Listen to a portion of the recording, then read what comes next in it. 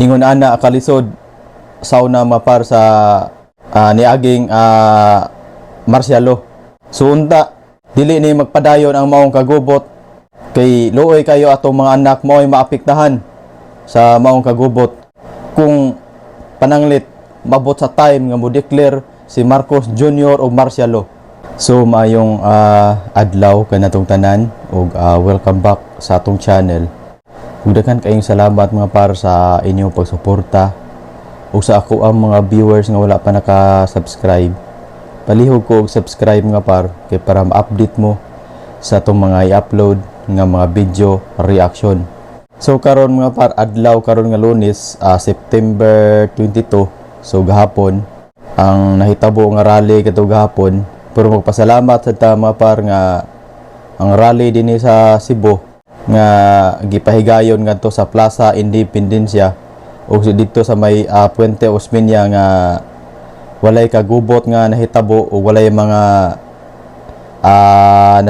nasamdan ug peaceful ang maong rally nga panawagan nga panaugon sa pwesto si Bongbong Marcos og patubagon sa mga korupsyon ang administrasyon ug ubang mga politiko nga nangawkaw sa kwarta sa Pilipinas, nangawkaw sa kwarta sa kaban sa Pilipinas.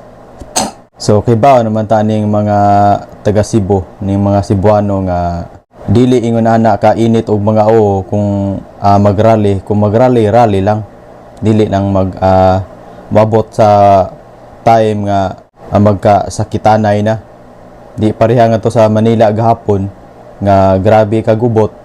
So believe sa ayo ko aning mga Cebuano, kaning mga kababayan ako nga Cebuano, believe kayo ko kay nipakita sila og kanang aksyon nga wala gid sila mauyon sa maong administrasyon kay tungod sa korupsyon nga wala og tuo nya kinawatay sa atubangan, bilyon ang gipangkawat sa mga opisyal sa gobyerno. Unya luoy kayo ang mga yanong mga tao nga nagbayad og mga buwis nya yanohon lang og kanang kawat sa mga opisyal sa gobyerno og bahin-bahinon lang nila. Imagine nimo ang mga yanong mga tao na narbaho nagpatuo og singot. Imong imaginon ang kanang mga construction worker, grabe na kakapoy ang ilang trabaho. Kung naay kapoy nga trabaho, mauna na ang construction worker.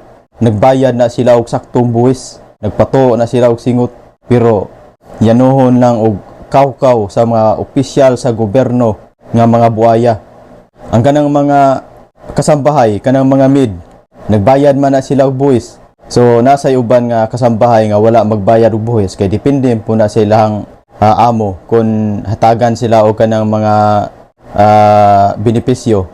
So siyempre katong hitagaan og mga benepisyo, kuhaan magito og tax sa gobyerno, magbayad magyud og buwis. Dili parihatanan nga nagbayad. Pero loy kayo ang mga yanong mga tao nang inabuhi og tarong, nagpatuo og singot, pero tuay mga dagkong opisyal sa gobyerno nga nagpabugnaw lang, nagpasinaw lang sa ilang lubot ngadto sa bangko nga magtuyok-tuyok ngadto sa opisina, pero giunsa nila ang atong kwarta, giunsa nila ang atong buwis, giunsa nila pagbahin-bahin.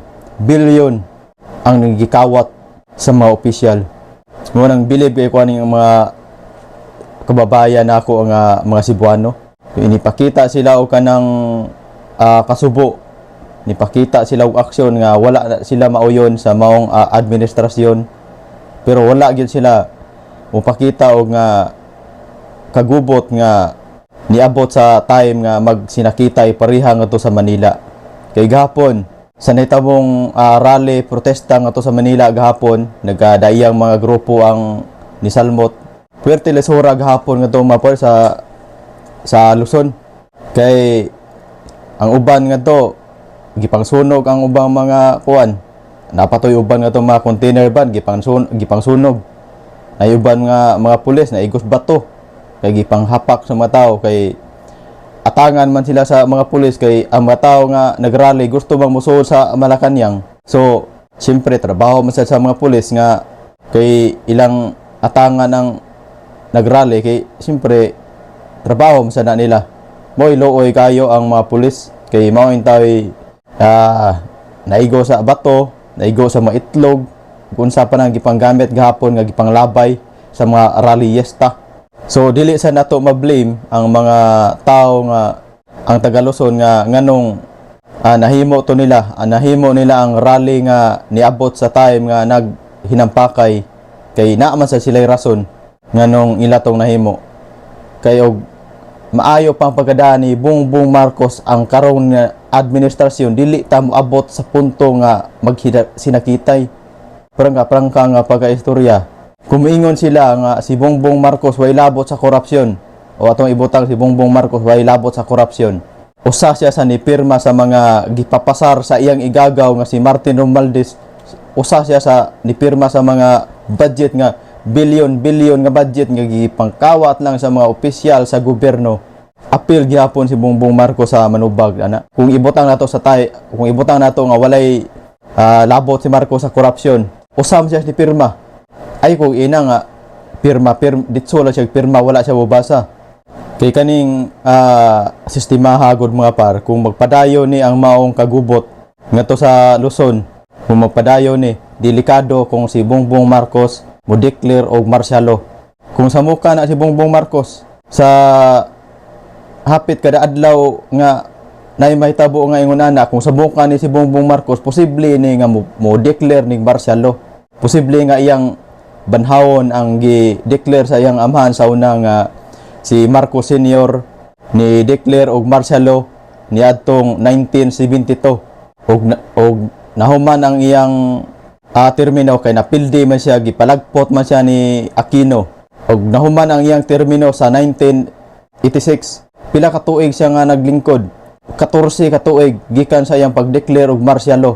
14 sad ka tuig ang nagantos ang mga Pilipino, mga yanong Pilipino sa una. Laliman ka na sa una god sa pagmartial law ni Marcos nga hastang ABS-CBN shutdown. Pila ka journalist ang nga priso, pila ka mga workers ang nga priso, ug wala moagi og due process kay tungod sa batas militar. Ingon ana kalisod sa una mapar sa niaging martial law. So unta dili ni magpadayon ang maong kagubot kay luoy kayo atong mga anak mao'y maapektahan sa maong kagubot kung pananglit mabot sa time nga mo declare si Marcos Jr. og martial law. Undangon na okay ra magrally pero dili lang magsinakitay kay lisod sad kayo magrally mo diha nya nay mga sakitan.